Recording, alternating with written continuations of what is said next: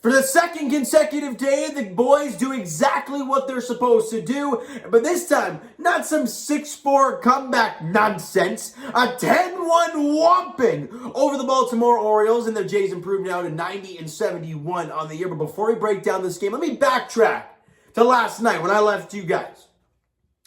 The Mariners lost to the Angels. So now we're tied with them heading into play today. Technically, as of right now, we have a half-game lead over the Seattle Mariners. And even if we win tomorrow and they win their games, we'll be in that playoff with them if other things go well. We go into today's game, and the Yankees get absolutely beat down by the Tampa Bay Rays. 12-2 at Yankee Stadium. And just like that, the Jays are one game back of the Yankees.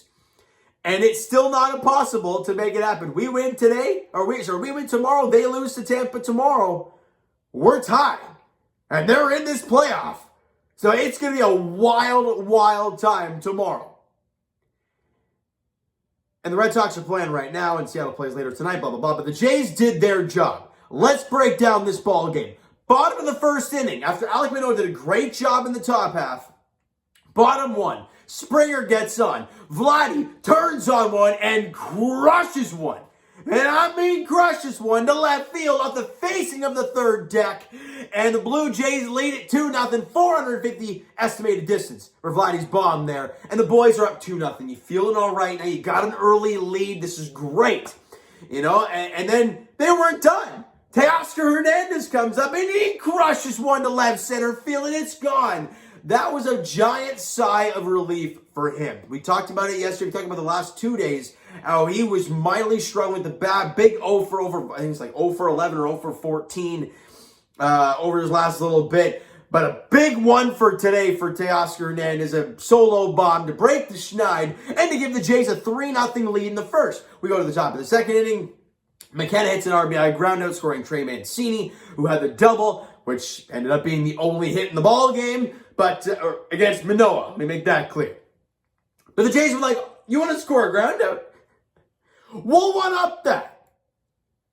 Bottom half of the second inning in the next half, with Danny Jansen on and Santiago Espinal on, who have been awesome lately, turns the lineup over to George Springer. And it's the summer of George, the Springer Dayer Nation, as he crushes one to left field, and it is gone!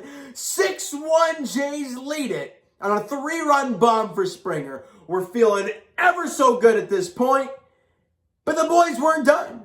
Next inning, in the bottom half of the third, Santiago Espinal hit the double on the left field line. I believe it was. Gurriel comes in to score on the play. He reached on an absolutely abysmal error. Then a pass ball allowed him to get into scoring position. So the double drives him in. You make them pay for their mistakes. And the Jays are now up 7-1. We're feeling fantastic right now. They weren't done. Bottom 5. Bo Bichette comes up. He hits an absolute liner to left field. Question of is it going to have the legs? And it does. Solo bomb for Bo. In the bottom half of the 5th. And the Jays are now up. Oh, God, math. 6-1? No, 5, no, 8. They're up a lot. And then Danny Jansen comes up with Santiago on base again.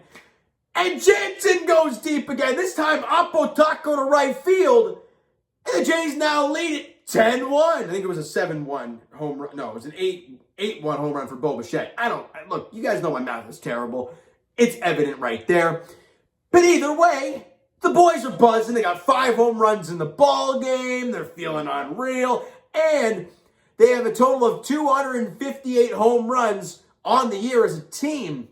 That is the most in franchise history in a single season. Wild stuff from this Blue Jays team. And they continue to mash. Now, they don't score anymore after that 5th inning, but it doesn't really matter. Your pitching locked everything down. Manoah was great. Stripling did a good job in his 2 innings of work. But the story of the game is the offense. George Springer in the leadoff spot went 4 for 5 in the game, scored 2 runs, 3 RBIs, obviously in the 3-run bomb that he hit. Vladdy went 2 for 5 with the run scored, 2 RBIs and the home run, and that was a much, much better home run. A little bit of a scare there in his last AB, or was it second last AB, where he hit the double down the left field line, and he kind of grimaces heading into second. Charlie and the trainer come out. He kind of brushes them off like, no, we're good, I'm fine. And that's scary because it's a 10-1 game. Do you really need him out there? He stays in the rest of the game. Everything's okay. We hope. All right, all is well. Bo Bichette went 2 for 4 in the game with a run scored, an RBI, obviously in the solo bomb that he hit. And then the guys that are just doing a job at the bottom of the shop. We've talked about it all year long. If you can find guys in the 8-9 hole, preferably the 9 hole, right? More specifically, to turn that lineup over, oh my gosh. I mean, it turns the lineup over to Springer, Simeon, Vladdy, Bo, Teoscar Hernandez. And if you want to throw a healthy Gurriel into the mix, good luck. And you're right back around to them again, right? So watching Espinal and Jansen rake right now, it's fun. Espinal went 3 for 4 in the game, 2 runs scored, 2 RBIs for him. And then Jansen went 2 for 4, 2 runs scored, 2 RBIs on a home run. Big day in the office offensively for the Jays. 14 hits, only struck out 6 times in the game. I believe they struck out 3 times yesterday, a total of 9 strikeouts in the last 18 innings for the Toronto Blue Jays. They've been dialed in against the Orioles in the first 2 games offensively, and it's great to see. Now, with all the offensive explosion, the 5 home runs, the record-setting home runs, the 10 runs scored, Vladdy's, 47th bomb that ties Eddie Matthews for the youngest player, 22 years or younger, with home runs in a single season or something like that. But he tied Eddie Matthews today with home run number 47. All that is overshadowing the fact that Alek Manoah went 7 innings of 1-hit ball. 1 hit, 1 run. I wrote down 2 runs. Well, that's a lie because they only scored 1. So math is terrible. 1 run scored, 10 strikeouts, and walked 1 guy. He was flat out spectacular. ERA drops to, I believe, 3.22. I think I looked at it and saw it there. Look, if he's not in the Rookie of the Year conversation, I don't know what else he needs to do. He's thrown over 110 innings. His strikeout numbers are through the roof. He's had 4 10-strikeout games. And he's pitching in very, very meaningful games down the stretch in September and October as of today. How he doesn't get the consideration, I would be shocked if he doesn't get any first place votes. But it is what it is. Doesn't matter. The boys picked up the W. And Ross Stripling, it was very important for him to go 2 innings there. I said, you want nobody used. You want all hands on deck. Because think about it. If the Jays win tomorrow, let's say, and they somehow get into this play-in, then it's pretty wild, right? It's pretty wild stuff because you could be playing Tuesday, Wednesday, wild card game Thursday. So it's not like you have any time off here. So to be able to rest your bullpen, especially Jordan Romano, who threw over 30 pitches yesterday, the fact that you didn't have to use any of those guys was fantastic. No Pearson was used. No Merriweather. No Simber, Richards, Meza, Romano. All those guys were not used. Just Ross Stripling of 2 innings of 1-hit ball. Fantastic. Now you have all hands on deck, ready for tomorrow. Speaking of tomorrow, the finale of the 3-game series. I don't want to say the finale of the season because I don't want it to be. But game 162 goes tomorrow afternoon. It's a 3:07 first pitch at Rogers Center. It's Bruce Zimmerman gets the ball for the Orioles in the finale. And Hyunjin Ryu gets the ball for the Jays.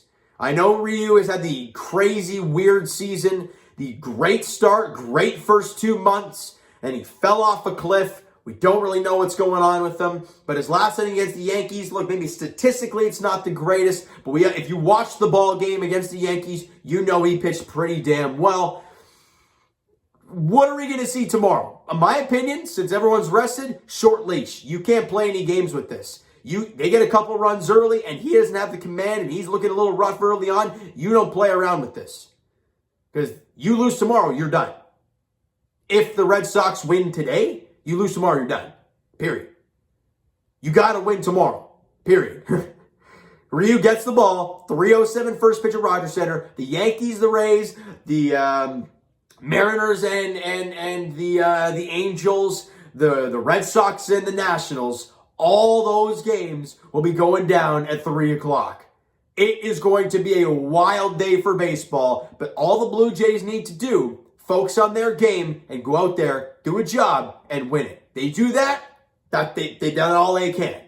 Right? You would have swept the Orioles, you would have felt great, and if it doesn't go your way, hey, you're 20 games over 500, a 91-win team, you can't complain too much. But that's not what we want. We want that damn playoff spot. We want that game 163 if it comes to it. We want that stuff.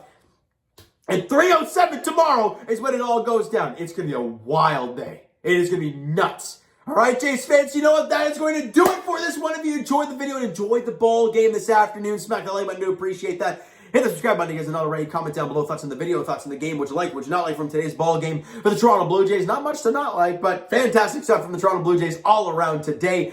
Twitter is down below for myself. Follow up, send me a DM to like great stuff. The Instagram link is down below, so follow up there if you guys have not done so already. And I will talk to you guys. Well, it'll be, I think the Leafs play tomorrow night in preseason, but who the hell cares? Because the Jays, 3:07 first pitch at Rogers Center, Bruce Zimmerman, Hyunjin Ryu, in game 162, that means the most out of all 162. Here we go, Jays fans. It's going to be a ride tomorrow. Just hoping it goes well for our boys, all right? So thank you guys so much for listening and watching. I hope you enjoyed the video and are pumped for tomorrow, but nervous as hell. We'll talk to you guys then.